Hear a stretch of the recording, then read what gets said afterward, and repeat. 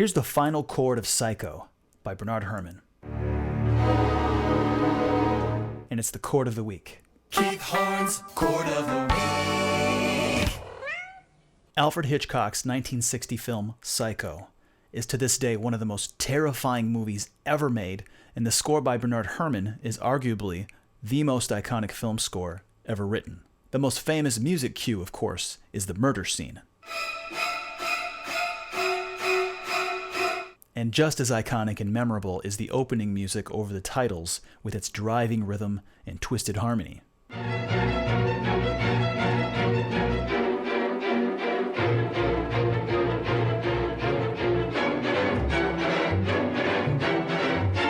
But in this video, I want to focus on the last chord of the film. Here it is. They'll see, and they'll know, and they'll say, why, she wouldn't even harm a fly.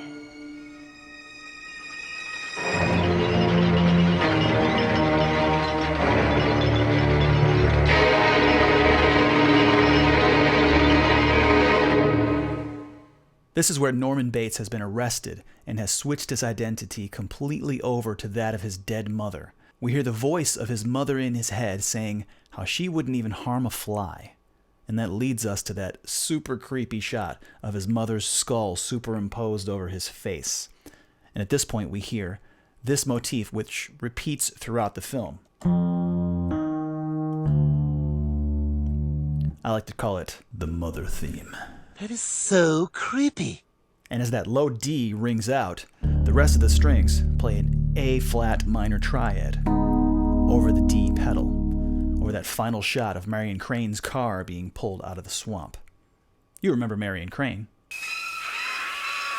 I like to think that this final chord is a musical representation of Norman's dual identity and his split personality, and it leaves us with a very disturbed and unresolved sense at the end of the film.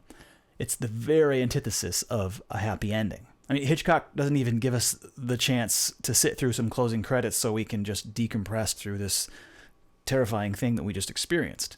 It's just this disturbing chord, and then the lights come up, and you go home feeling kind of violated. I think it was designed to drive the viewer a little mad. We all go a little mad sometimes.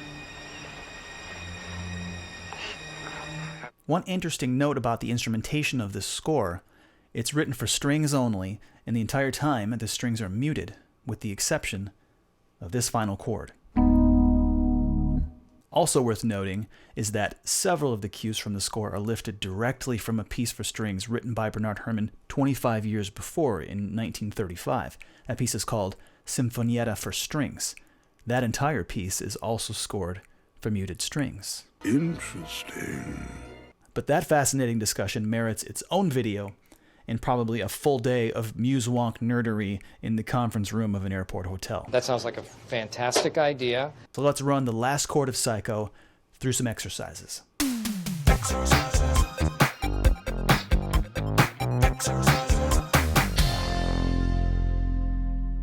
The first exercise is to just take the chord and plane it through the plagal cycle, which is the circle of fifths, clockwise.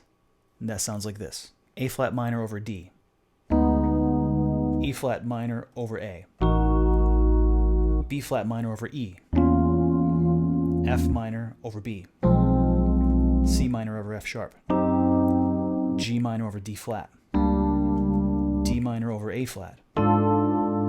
A minor over E flat. And so on. The next exercise is to use voice leading, moving counterclockwise along the circle of fifths through the authentic cycle. And that sounds like this.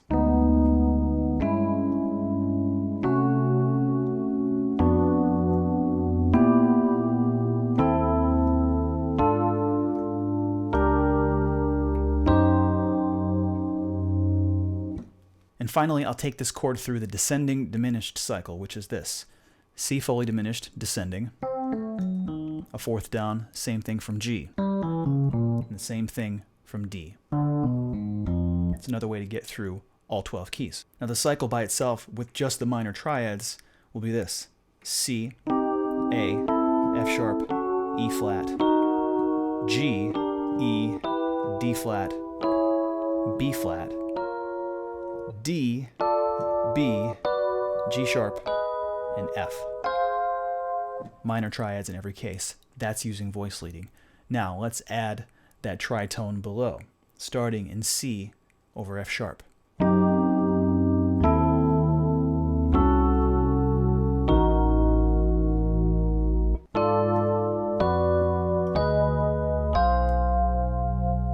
I will have a more in-depth look at the harmony of Psycho and how it relates to Herrmann's Sinfonietta in the future.